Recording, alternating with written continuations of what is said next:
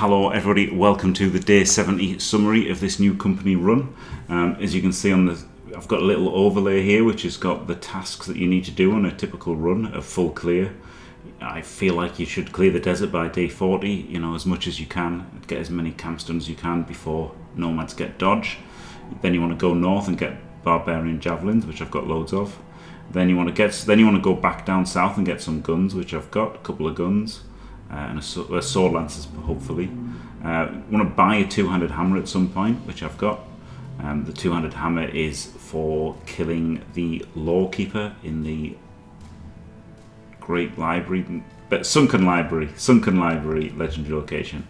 Having a two-handed hammer for him is great. Like, a two-handed hammer is good anyway, right? So you might as well have one of your guys. You might as well buy it, and then you can also hit the Icy Cave Barbarian with it as well. So a two-handed hammer I think is worth buying and then using.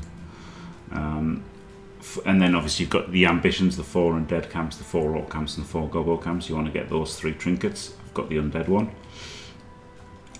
I've done the abandoned village. That is quite an easy one. You can do that about level 8, no problem. Nobody should die at level 8. The artifact reliquary, I found it.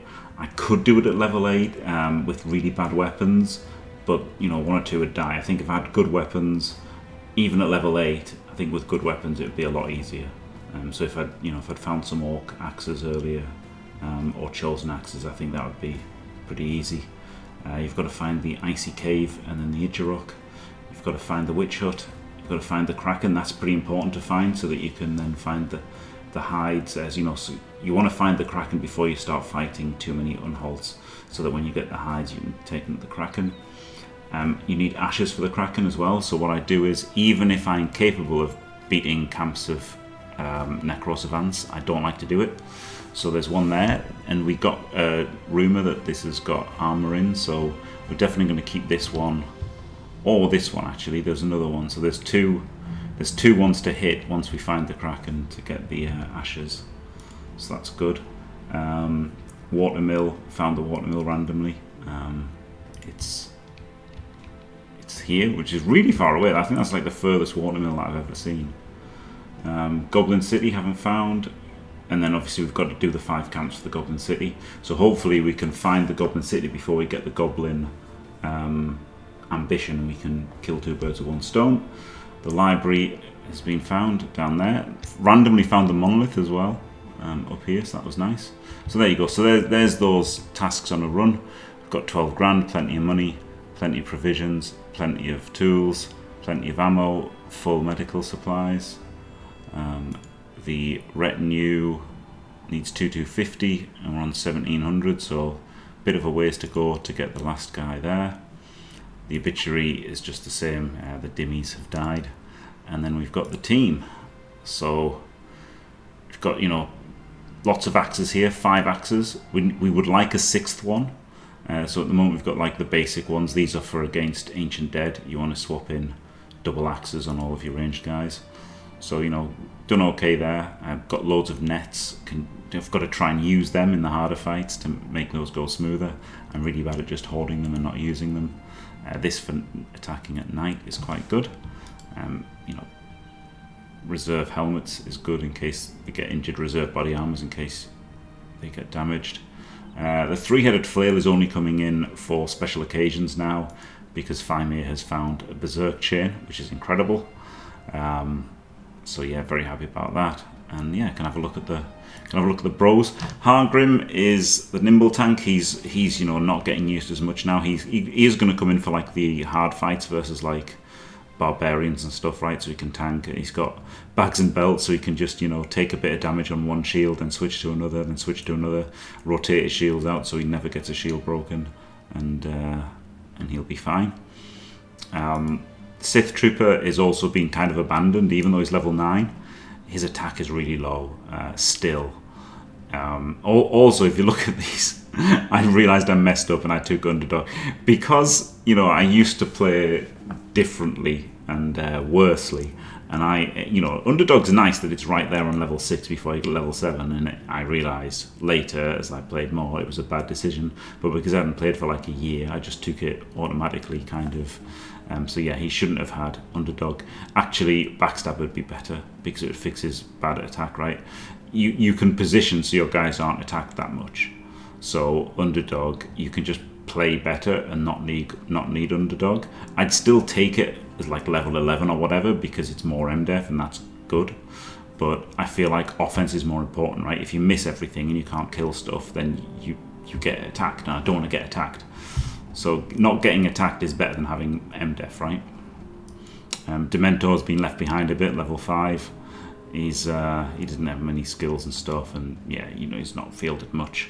So this is the team that's getting fielded the most. So we've got 3 ranged fellas.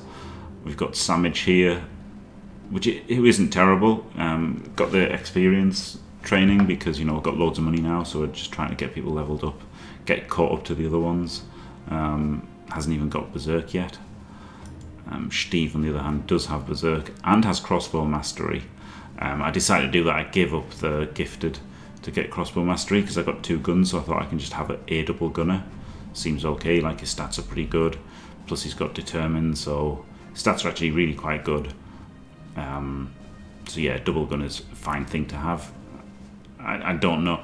Maybe it's worth it, who knows. Also, he can just shoot a crossbow better now as well.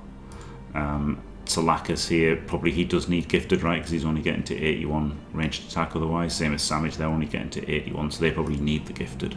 Probably should have taken it already, maybe. I don't know. I'm not 100% on the order. Oh yeah, probably over bags and belts, right? They should have probably taken Gifted over bags and take bags and belts a bit later. But, not the end of the world. I really like bags and belts. I really like having, the crossbow. You can move and shoot the crossbow, and then you've got the... so you can move, shoot the crossbow, and then shoot a javelin, which is quite nice, isn't it? Getting an extra shot in, and you can just, bit of long range and stuff. And I like having the pike and the 2-hander or whatever. They've all got dogs now as well, which is good. And then the banner is looking all right. He's got rotation. I haven't used it yet, but combined with 9 lives, it's a really good thing that you can do, right? You can use him to get extra attacks and stuff. You can use it offensively. You can use it defensively. I really quite like rotation, so he's got that. Now Ben Somniac has come in, and he's going to be like a fatigue neutral Battleforged guy, and he's getting built up quite well, actually, level 9. I think I used to go like this build plus Fortified Mind and Fearsome. I think I'm going to take Adrenaline like the others, because it's just good, isn't it? Adrenaline is a great thing to have. So why is he carrying arrows? Just because he can. It's the legendary arrows, and like I'll use those when I do the Witch Hut fight. When I do the Witch Hut fight, the ranged guys will swap their crossbows for bows, and then one of them can use this. So yeah, and that's why he's keeping those. But Ben Somniac's got great armor, axe, fantastic. He's really good. But yeah, I think I'm going to go Adrenaline so that just everybody's got Adrenaline. You'll be able to use it once a fight. You can use it to rush goblins, Adrenaline rushing goblins and stuff. So. Yeah, I think Adrenaline is maybe better than Fearsome. I'm not a big fan of Fearsome anymore, honestly. And then G Clark, he's another one of these underdogs that should have been Gifted. 1,000,000% should have been Gifted. Wait, I took Axe Mastery over Gifted. Oh dear, I'm the worst. But yeah, the underdog should have been Gifted. But apart from that, he's fine, right? Decent stats. Not good defense. I don't have very good defense this run. Ben Somniac has rolled poorly. G Clark hasn't got good defense. Eltmima's got okay defense here. So this is the Iron Lungs guy. So what I like to do with Iron Lungs guys is make them the guy who's going to get the magical sword, the Reproach of the Old Gods. When I do the Kraken fight and the Watermill fight, he'll get a sword and a shield, and he'll just stab away twice a turn with Iron Lungs. So that's really good, but until then he's just going to be like a fatigue neutral with a 2-handed sword, which is kind of fine, right? Like, so he can do a job. He can do a job for us while he's waiting to become the best character in the game, basically. That's probably the best build there is, the sword guy. So great to have that eventually. Pedro Jack, he's just obviously a Battleforged tank. He's got decent MDef, not great, but he's got incredible fatigue because it just started so high.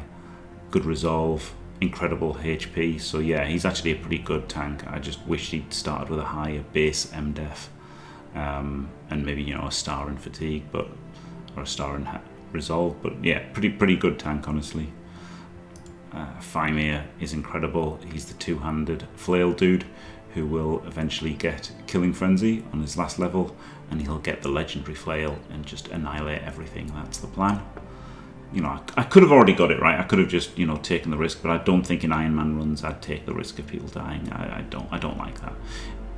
I mean, I could afford Sith Trooper to die, and I could afford Hargrim to die eventually, but Pedro Jack's only level 4 and Hargrim's level 9, so Hargrim can do a good job versus Chosen and stuff, and Pedro Jack just can't. So yeah, we do need but once he's high level, this guy can die.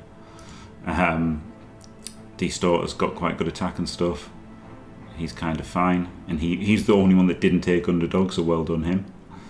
Because that's when I realised that none of them should have taken Underdog. He's the same. You know, they're all just going to be axe guys.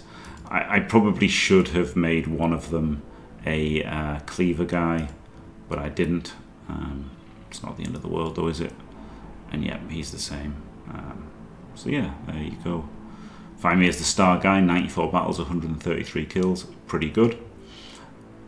Pedro Jack's only been for 15 days, but he's, you know, getting leveled up decently. And Eltman 30 days, but he hasn't had that many fights because, you know, he's been a bit dangerous for him. But now he's got the Battleforged, he can probably take every fight now. He can start and try to, you know, he should be pretty safe, right? So there you go. That's the summary after 70 days. We've got the checklist. So now I guess the plan is take a boat up here and try and look for the icy cave up there, and then look around here for orc camps to try and get mansplitters, right? Or just orc patrols, small orc patrols, small orc camps. Maybe pick up a random fame from like a really far away camp down here. But yep, that's the plan. Icy Cave, Idjarok, Witch Hut, Kraken, find all those things. Just find all the legendary locations, and then do the Kraken as soon as possible. To do the Kraken, we need the tank to be good, and we need to have done the Idjarok and the Witch Hut. So there you go. Thanks for watching, everybody. Don't forget to leave a like and subscribe, and stay fantastic.